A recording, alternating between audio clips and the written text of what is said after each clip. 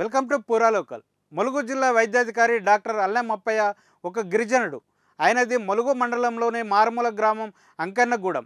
నిరుపేద కుటుంబం. ప్రభుత్వ పాఠశాల కళాశాలలో చదివారు. వర్షాకాలంలో వైద్య సేవలు అందక గిరిజనులు పడే కష్టాలు అంతా ఇంత కాదు. సకాలంలో వైద్యం అందక ఎంతోమంది గిరిజనులు చనిపోయిన సంఘటనలు చూశాడు అప్పయ్య.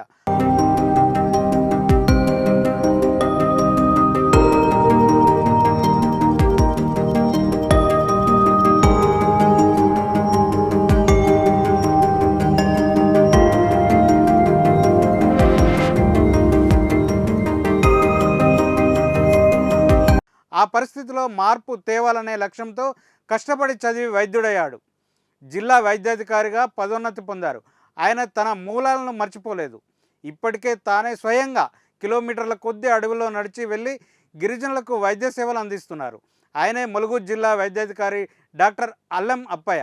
మంగళవారం ములుగు జిల్లాలోని వాజేడు మండల కేంద్రానికి 16 కిలోమీటర్ల దూరంలో ఉన్న పెనుగోలు గ్రామానికి సిబ్బందితో కలిసి ఇలా పలు వాగులు దాటి వెళ్ళి వైద్యం అందించారు.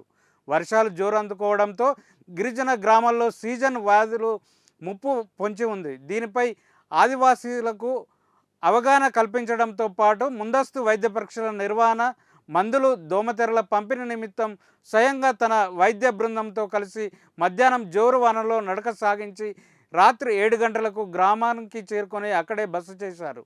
బుధవారం ఉదయం శిబిరం ఏర్పాటు చేసి వైద్య పరీక్షలు నిర్వహించారు. గ్రామంలో 2కి మలేరియా నిర్ధారణ కావడంతో వారికి మందులను అందించారు. గ్రామంలో ఇంటింటికి తిరిగి దోమతెరలు, మందులు అందించి వ్యాధులపై అవగాహన కల్పించారు. డిఎంహెచ్ఓ వెంట వాజేడు వైద్యాధికారి మహేందర్, వైద్య సహాయకుడు చిన్న వెంకటేష్, సిబ్బంది రమేష్, లాభన్ తదితరులు ఉన్నారు.